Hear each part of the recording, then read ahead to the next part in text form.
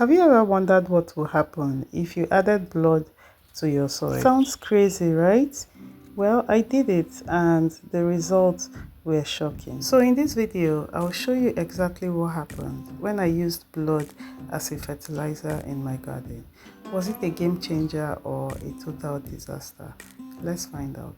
Blood stinks like hell, so when my mom was wrapping this portion up for me, she just added bay leaves, oregano, some mint as well, just to mask the smell. But it helped a little bit. After a few minutes, the smell took over. She also wrapped it in several layers. That helped a little bit, but then it's blood, it must smell. So using blood in your garden, also known as blood meal, can make a whole lot of difference and change your garden for good. Let's talk about what blood meal actually is. Blood meal is a natural fertilizer made from dry animal blood like cow or pigs, but in this case, this is cow blood. I'm sure I've mentioned it several times in this channel that my mom has chickens in her garden and she goes out to look for organic stuff like blood meal.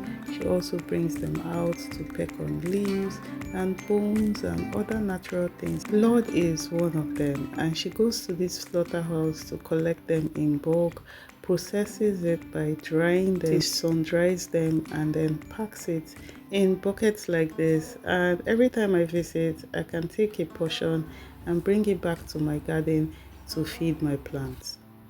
Blood meal is packed with nitrogen, which is essential for plant growth, especially for leafy vegetables like lettuce, spinach, kale, arugula, ugu leaves, scent leaves.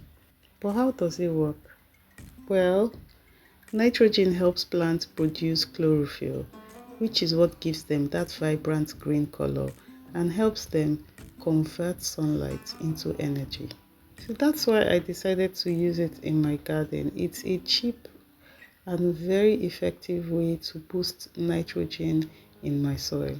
So because blood meal is packed with nitrogen, my focus has always been on using them on vegetables that love nitrogen. When you use blood meal in your soil, either before you transplant your seedlings or when you're preparing your soil to plant, I kid you not, blood meal, you start to see results after 1 week. Blood meal is a quick release fertilizer, and you only need just very little quantity because too much nitrogen in your soil can burn and harm your plants. The best way I use my blood meal is as a side dressing to already existing plants. So cakey. As blood meal breaks down, it enriches the soil with nutrients, improving overall soil health. It also increases microbial activity, which promotes nutrient availability for plants. So I'm also going to be spreading just a little amount on my onion bed because I know that onion loves nitrogen. So if you have plants suffering from slow growth or yellowing of leaves, it's an indication that the soil is lacking nitrogen. So adding blood meal to your soil will help improve nitrogen level of that soil. Blood meal provides a quick nitrogen boost, helping plants recover.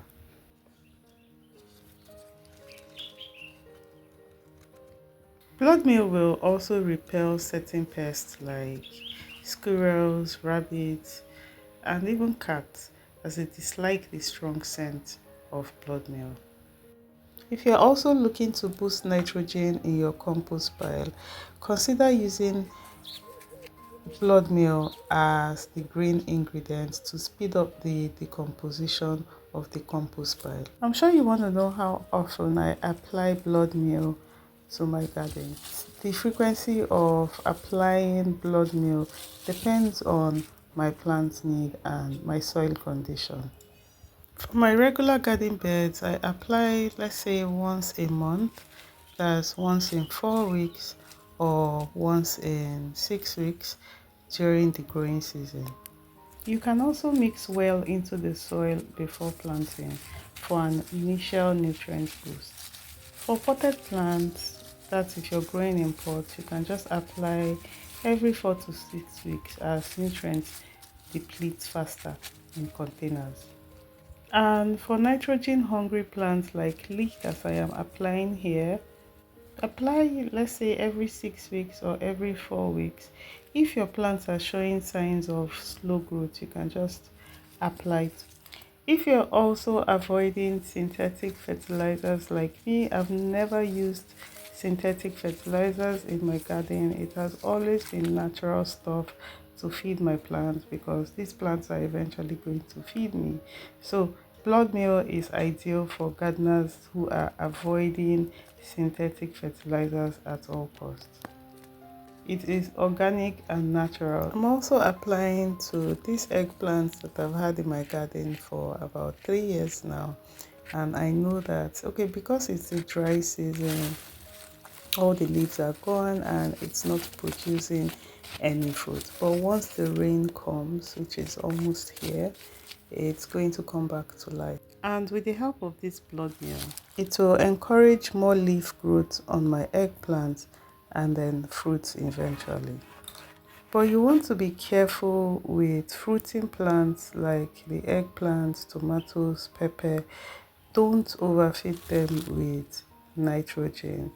So you're eventually going to end up with more leaves than fruits. So is blood meal cheap? The answer is yes and no. Yes, because it can be very cheap if you're sourcing the blood yourself. But if you're going to buy already packaged blood meal, then it doesn't come cheap. So how do you make your own blood meal? Just walk into any slaughterhouse and ask them for cow blood.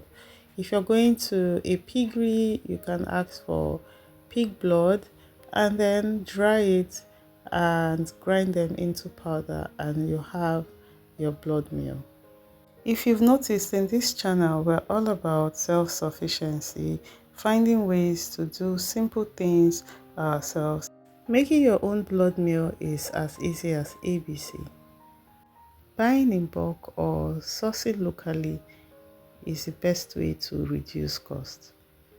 Meanwhile, look at my blood meal rich arugula. To be honest, knowing how to grow food, especially knowing how to grow food organically, the best natural way that I can, has to be a superpower. I remember years ago when I would post lush plants in my Instagram page, and some people would come into my DM and ask what kind of fertilizer did I buy to apply to my soil. And I keep telling them every time that I make my own nutrients, and these things are all around us.